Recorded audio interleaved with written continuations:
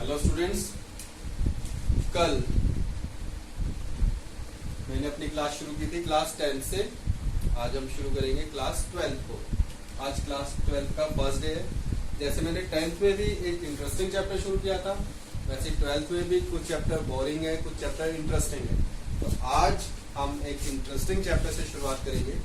अच्छा चैप्टर है, 6 मार्क का कंपलसरी क्वेश्चन इस चैप्टर से बोर्ड एग्जाम में आता है। बहुत आसान चैप्टर है, बहुत इंटरेस्टिंग चैप्टर है। ऐसा चैप्टर है जो अभी तक तुमने नहीं पढ़ा है, पहली बार पढ़ोगे। चैप्टर का नाम है मैट्रिसेस। मैट्रिसेस बेस पे 6 मार्क का क्वेश्चन आता है। एक्चुअली मैट्रिसेस और determinant chapter 3 and chapter 4 combined chapter है। जिसे चैप्टर 3 आता है उसे ही चैप्टर 4 समझ में आता है, नहीं तो नहीं आता।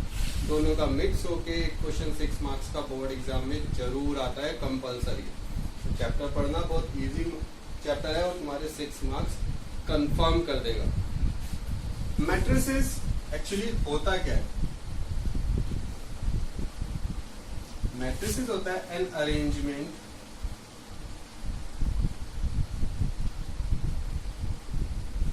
of some elements in form of row and column. Arrangement of some elements in form of row and column means suppose करो हमारे पास कुछ एलिमेंट है 1 2 3 4 5 6 रो डाटा है, 6 एलिमेंट है। अब मैट्रिसेस क्या है? इसका अरेंजमेंट। अब इसको अरेंज कैसे करेंगे? कैसे भी कर सकते हैं। लाइक एक मैं मैट्रिक्स में आता हूं 1 2 3 4 5 6 या 1 2 3 4 5 6, मतलब हमारे एलिमेंट का एक प्रॉपर अरेंजमेंट, वो होती है हमारी मैट्रिक्स। अब मैट्रिक्स का जो हॉरिजॉन्टल पार्ट होता है वो होती है मैट्रिक्स की रो, और जो वर्टिकल पार्ट होता है वो होते हैं मैट्रिक्स के कॉलम। और इनके अंदर जो वैल्यू लिखी होती है ये सब होते हैं मैट्रिक्स के एलिमेंट्स। तो मैट्रिक्स एक ऐसा अरेंजमेंट होता है जिसमें हम एलिमेंट को अरेंज करते हैं रो और कॉलम की फॉर्म। मैट्रिक्स डिफाइन होता है उसके ऑर्डर के ऊपर। कोई भी मैट्रिक्स होती है कैसे डिफाइन होगी? उसके ऑर्डर के ऊपर, और वो ऑर्डर होता है हमेशा m इंटू n। अब ये m क्या रिप्रेजेंट कर रहा होता है? m रिप्रेजेंट कर रहा होता है तुम्हारी मैट्रिक्स में कितनी रो है, नंबर ऑफ रोज, और n रिप्रेजेंट कर रहा होता है मैट्रिक्स में कितने कॉलम्स, मैट्रिक्स में कितने कॉलम्स है। लाइक अगर मैं फर्स्ट मैट्रिक्स जो मैंने बनाई है उसका अगर ऑर्डर लिखना चाहूं तो ये एक ऐसी मैट्रिक्स है जिसमें 2 रो है और 3 कॉलम है। इसका ऑर्डर कैसे लिखूंगा? 2 इंटू 3। और अगर सेकंड जो मैट्रिक्स मैंने डिफाइन की थी उसका ऑर्डर लिखना चाहूं तो इसमें कितनी रो है? 3, और कितने कॉलम है? 2। तो इसका ऑर्डर होगा 3 इंटू 2। ये तो हो गए हमारे ऑर्डर ऑफ मैट्रिक्स, यानी कितनी रो है और कितने कॉलम। मैट्रिक्स के एलिमेंट को रिप्रेजेंट किया जाता है ए आई जे से, इससे ए आई जे से। अब ये आई और जे बेसिकली ए आई जे में आई और जे इंडिकेटर है कि तुम्हारा एलिमेंट किस पोजीशन पे है। आई जो रिप्रेजेंट करता है वो रिप्रेजेंट करता है रो, और जे रिप्रेजेंट करता है वो रिप्रेजेंट करता है कॉलम। लाइक अगर मैं तुम्हें फर्स्ट मैट्रिक्स से बोलूं कि A12 की वैल्यू बताओ, इसकी A12 की, A12 मतलब आई क्या है? रो, जे क्या है? कॉलम। रो क्या है? फर्स्ट, और कॉलम क्या है? सेकंड, यानी फर्स्ट रो का सेकंड कॉलम। इसके बीच में जो एलिमेंट लिखा हुआ है वही हमारा क्या होगा A12, यानी A12 इसके अकॉर्डिंग क्या हो जाएगा 2। तो एलिमेंट हम किससे रिप्रेजेंट करेंगे Aij से। I रो को इंडिकेट करेगा और J कॉलम को रिप्रेजेंट करेगा। अकॉर्डिंग टू Aij, इस कंडीशन के अकॉर्डिंग कोई भी मैट्रिक्स की जनरल रिप्रेजेंटेशन होती है। मैट्रिक्स हमेशा एलिमेंट के अकॉर्डिंग चलती है A11, A12, A13 and so on, यानी first row first column, first row second column, first row third column. Next शुरू होगी second row first column, second row second column, second row third column. फिर next शुरू होगी A31, A32, A33। इस तरह से हमारी मैट्रिक्स बनाई जाती है। एक चीज याद रखना, अगर हम रो वाइज देख रहे हैं तो हर रो में इक्वल एलिमेंट होने चाहिए। ये नहीं कि तुमने कोई मैट्रिक्स बनाई कि एक रो में 4 एलिमेंट है और दूसरी रो में 2 एलिमेंट है। हर रो में इक्वल नंबर ऑफ एलिमेंट होने जरूरी है। तो मैट्रिक्स की जनरल रिप्रेजेंटेशन होती है A11, A12, A13। Second row शुरू होगी 21 से, थर्ड रो शुरू होगी 31 से। क्लियर? इमेज दे दो।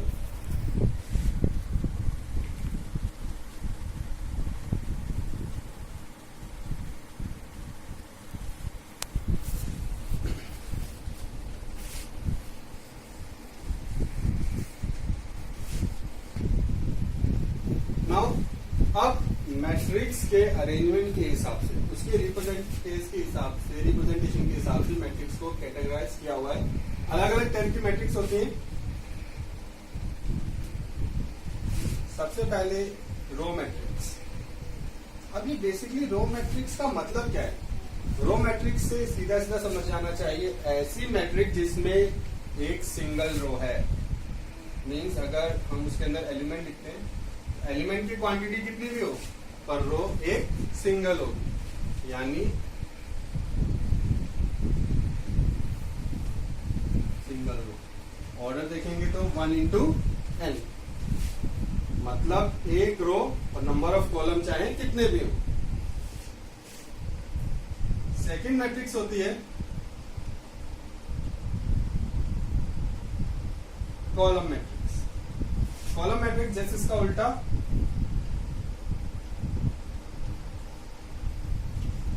एक सिंगल कॉलम होता है इसमें एलिमेंट चाहे कितने भी हो, यानी अगर इसका ऑर्डर लिखा जाएगा तो लिखा जाएगा m into 1। Third matrix square matrix.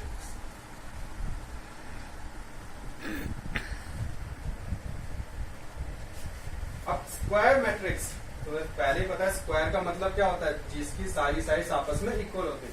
तो अगर स्क्वायर मैट्रिक्स बनाई जाए तो स्क्वायर मैट्रिक्स एक ऐसी मैट्रिक्स होती है जिसमें रो और कॉलम्स दोनों आपस में क्या होते हैं इक्वल, यानी m और n, नंबर ऑफ रो और नंबर ऑफ कॉलम दोनों क्या होंगे इक्वल होंगे।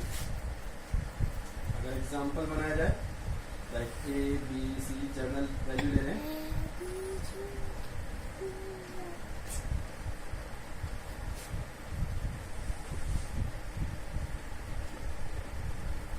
ये मैट्रिक्स है, इसमें 3 रो है और 3 ही कॉलम है।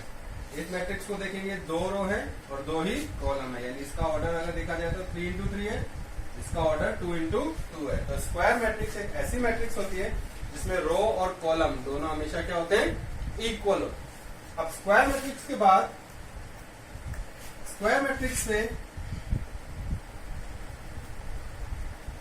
डाउनवर्ड स्लोप देखा जाए फर्स्ट एलिमेंट से, ये होता है डायगोनल। स्क्वायर मैट्रिक्स में सिर्फ एक ही डायगोनल कंसीडर होता है, इधर से डायगोनल कंसीडर नहीं होगा।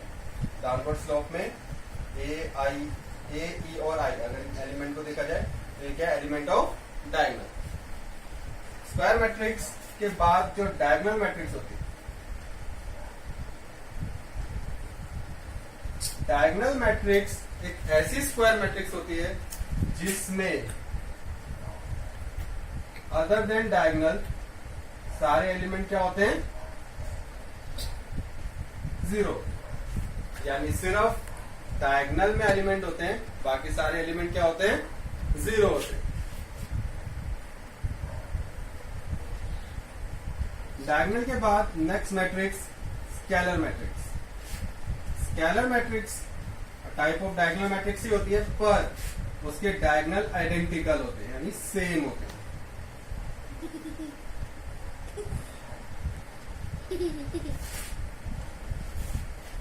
और स्केलर मैट्रिक्स के बाद आइडेंटिटी मैट्रिक्स।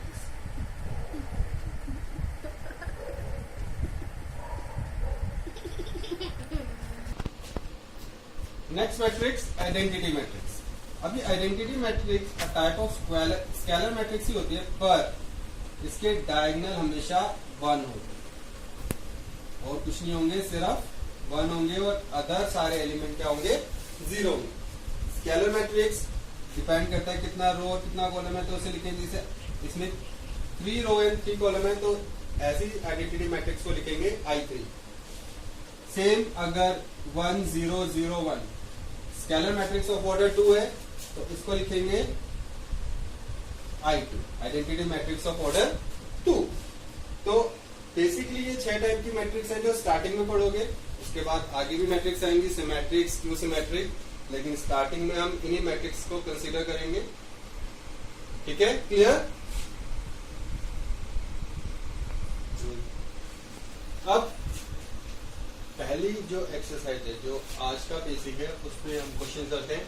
लाइक एक मैं मैट्रिक्स लिखता हूं, सपोज करूं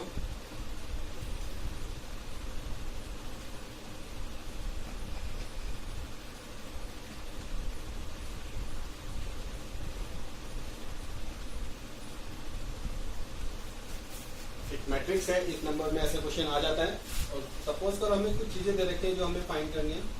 लाइक हमें बोला है what is the order of matrix and then find A11 A14 A23 A31 A34। ऐसा क्वेश्चन आ जाता है एग्जाम में। सिंपल सा क्वेश्चन है, लेकिन एग्जाम में आ जाता है। लेकिन हमें मैट्रिक्स दे रखी है। अब सबसे पहला क्वेश्चन है what is the order of matrix. अब इस क्वेश्चन को देख के अगर तुमने स्टार्टिंग में मैंने जो बताया था वो ध्यान से, ऑर्डर ऑफ मैट्रिक्स क्या होता है? मैट्रिक्स में जितनी रो हैं और जितने कॉलम हैं। तो इस मैट्रिक्स में कितने रो हैं? 3।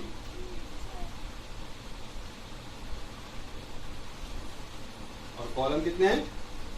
4। तो इसका ऑर्डर क्या होगा? 3 into 4। और उसके बाद एलिमेंट फाइंड करने की क्या रखा है? तो अगर हमें एलिमेंट फाइंड करने हैं A11 I और J, पहले बताया था एलिमेंट AIJ की फॉर्म में होता है, यानी I और J according to this first row first column. First row first column क्या लिखा हुआ है? 1। After then A14 first row fourth column 7। After that A23 second row third column 9।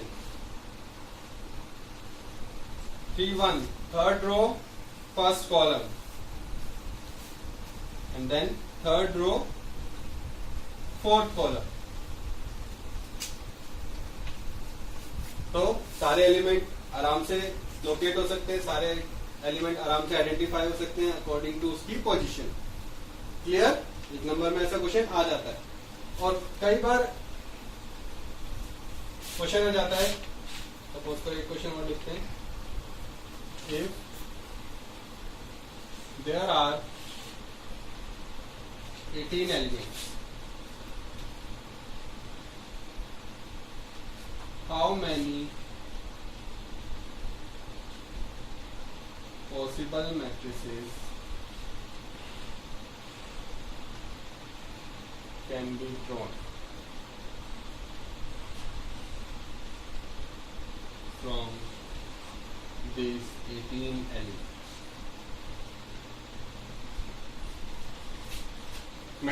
हमारे पास अगर 18 एलिमेंट है तो हम कितनी अलग अलग मैट्रिक्स बना सकते हैं इन 18 एलिमेंट से?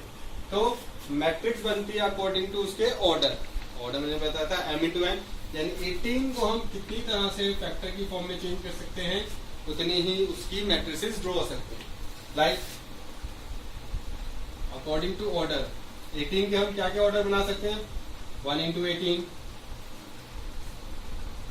2 इंटू 9,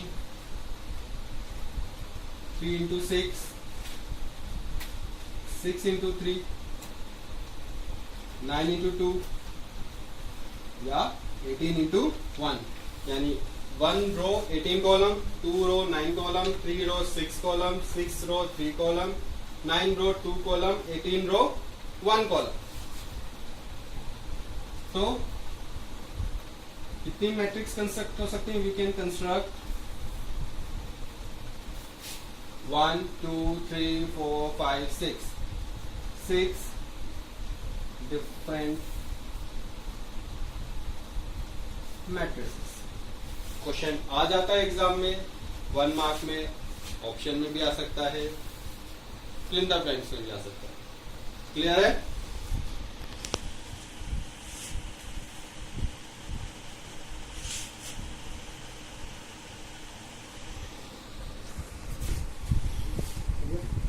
अब आज हमने जितना भी पढ़ा है उस पे एक लास्ट टाइप ऑफ क्वेश्चन, आज हम क्वेश्चन डिस्कस कर रहे हैं उसमें एक last type of question discuss कर रहे हैं आज की क्लास का. वो भी एग्जाम ओरिएंटेड क्वेश्चन है, उस टाइप से क्वेश्चन आ जाता है, कई बार लिखा होता है कंस्ट्रक्ट 3 इंटू 2 मैट्रिक्स